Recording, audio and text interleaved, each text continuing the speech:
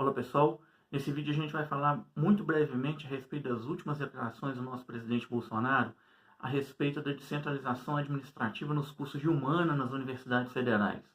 Muita gente tem interpretado isso como diminuição de investimentos, corte de bolsas, e a gente vai fazer uma análise sob o ponto de vista jurídico e ideológico.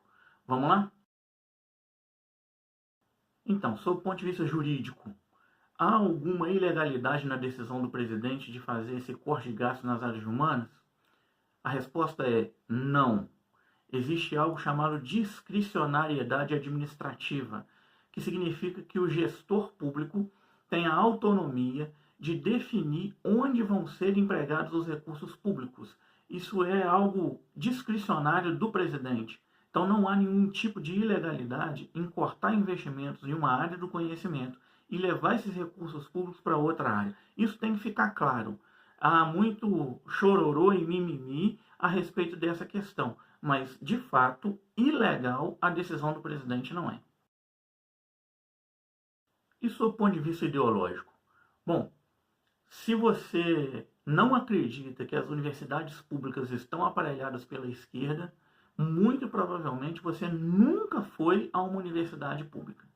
E é interessante destacar, porque logo que o presidente fez as declarações anunciando essa descentralização administrativa, várias associações de professores, de programas de pós-graduação, fizeram notas, manifestos, abaixo-assinados, dizendo, olha, a gente está muito indignado com isso, porque esses cursos são muito importantes na formação da cidadania e etc. Mas se você tiver um pouquinho de interesse, para olhar quais são as entidades que fizeram esse tipo de manifestação. E agora volta um pouco lá atrás e pesquisa pelos nomes dessas entidades qual foi o posicionamento político dessas entidades no processo eleitoral. Você vai ver que várias delas fizeram campanhas políticas abertas para que fosse eleito o candidato do PT, o Fernando Haddad. Várias delas. Muitas, inclusive, fizeram campanhas do ele não. Algumas dessas entidades ainda fizeram, logo após o presidente ter sido eleito, dizendo assim, olha, nós estamos muito preocupados porque a laicidade do Estado está sendo ferida, o presidente não pode usar um slogan de campanha que diz Brasil acima de tudo, Deus acima de todos, um presidente não pode citar Deus porque ele é presidente de toda a nação e na nação nós temos ateus também.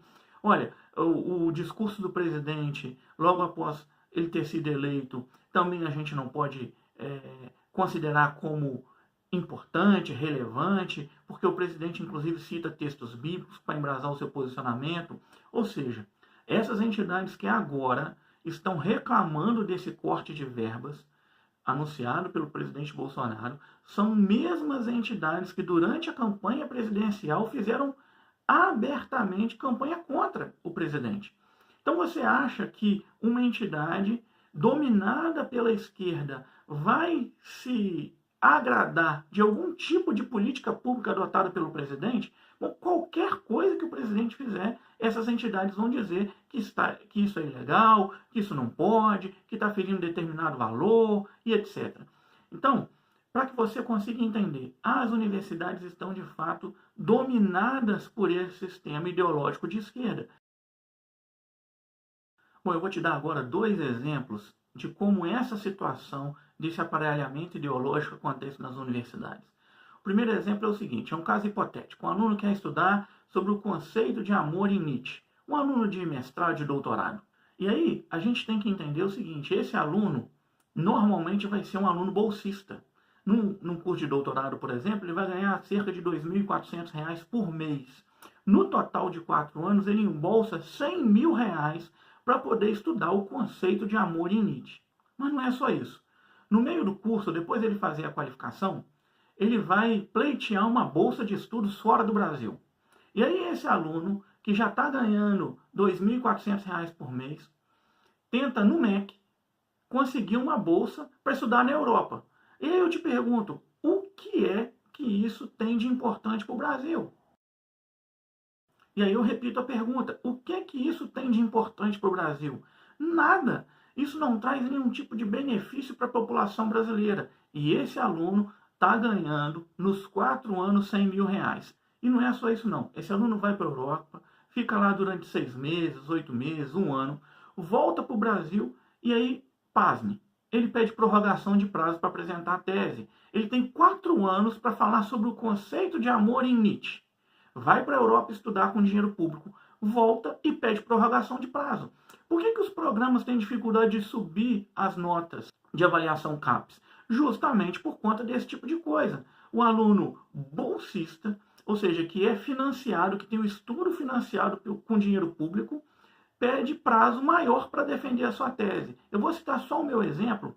Eu fiz o doutorado na ciência da religião.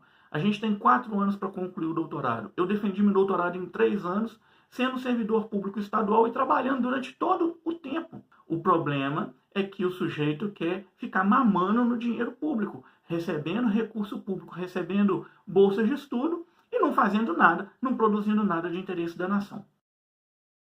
Então é isso, pessoal. Resumindo, sob o ponto de vista jurídico, não há nenhuma ilegalidade do presidente querer cortar verbas, recursos públicos de uma determinada área do conhecimento e passar esse recurso para outra.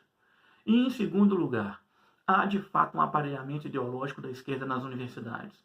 E essa medida de tirar esse poderio econômico, de reduzir essas bolsas de estudos para projetos e pesquisas que em nada acrescentam ao nosso Brasil, é uma medida que deve ser aplaudida por nós e não criticada. Um abraço para você e até o próximo vídeo.